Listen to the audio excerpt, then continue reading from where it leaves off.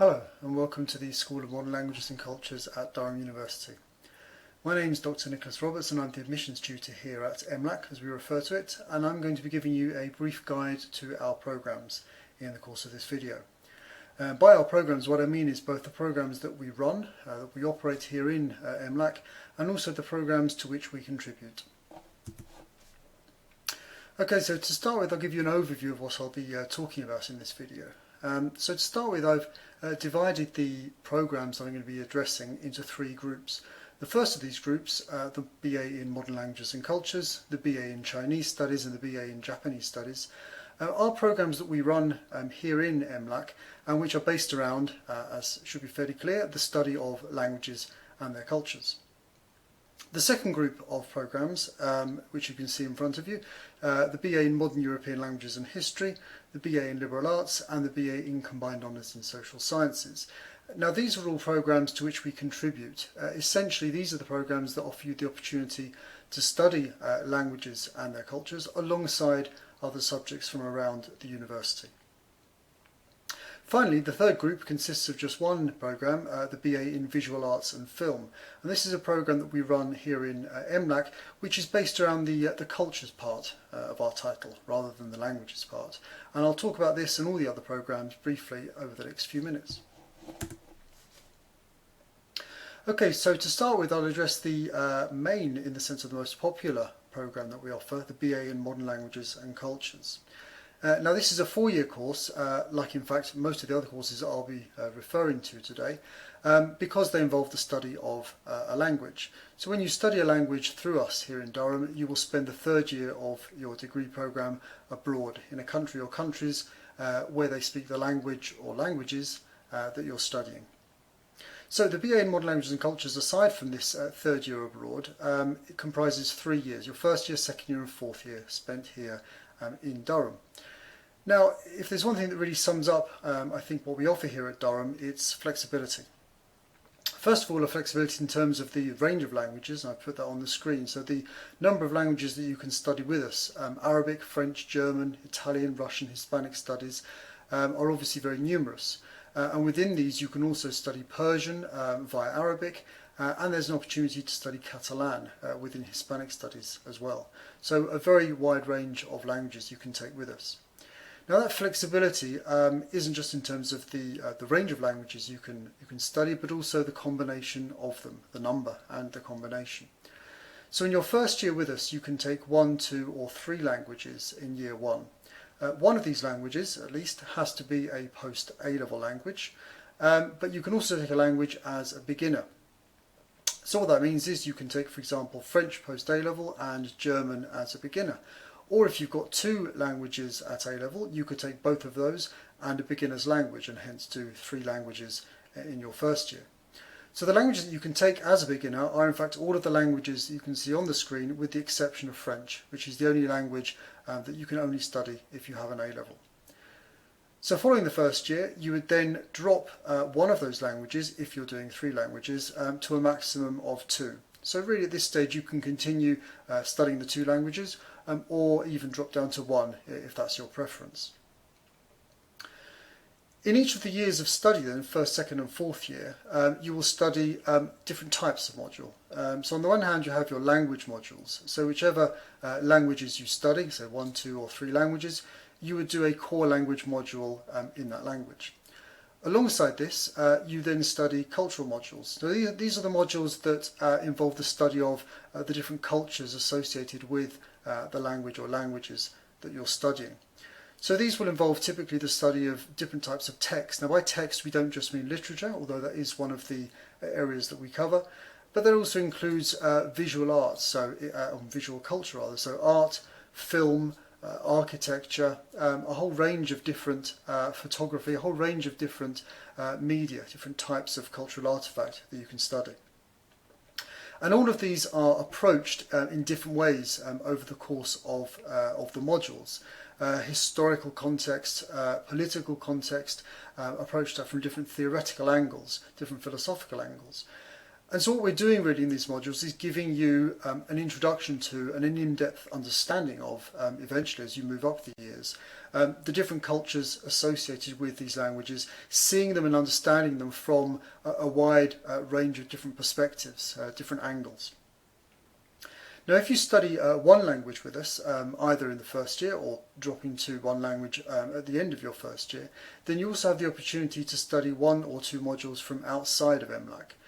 So essentially what this means is it's a chance to study, for example, Hispanic studies alongside what might be considered a subsidiary subject. So you might want to do, as I say, Hispanic studies or Spanish, and take one or two modules from the English department. If you're studying with us at Durham, that's absolutely something you can do.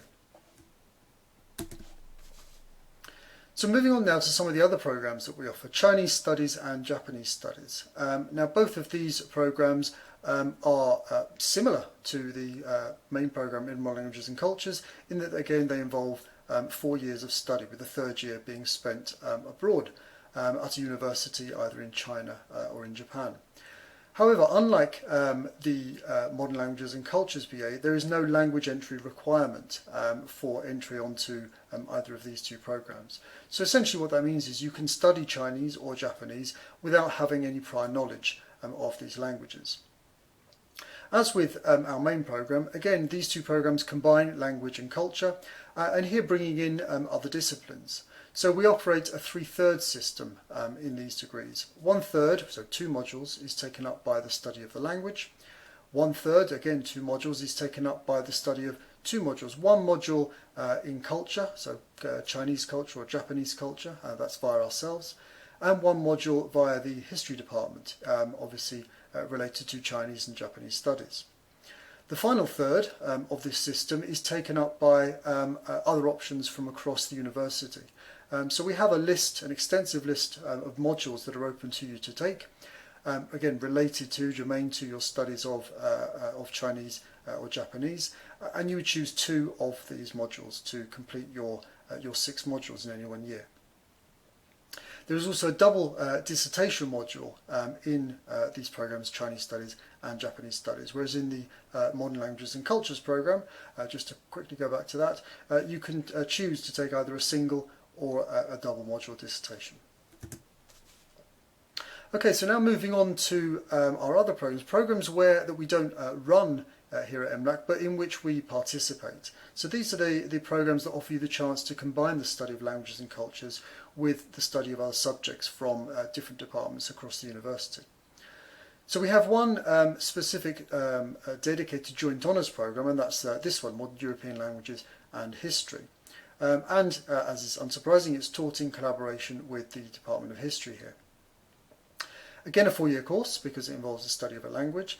And this is really a program which is split normally 50-50 between the 2 departments. So you'll combine the study of a language, and you can see there the languages that are open to you on this program. French if you have an A-level, German, Italian, Russian and Hispanic studies. So it combines the study of a language and the study of cultural modules associated with that language, with normally 3 modules taken from the history department. It can also be split 2-4, so 2 modules for example from us and 4 modules from history. But generally speaking, most students tend to go for an even split, 50-50 between the 2 departments. The next 2 programs, Liberal Arts and Combined Honours in the Social Sciences, are very wide-ranging programs. These are programs, as it says on the screen, that are offer you the chance to effectively to create your own degree program, to create your bespoke degree program.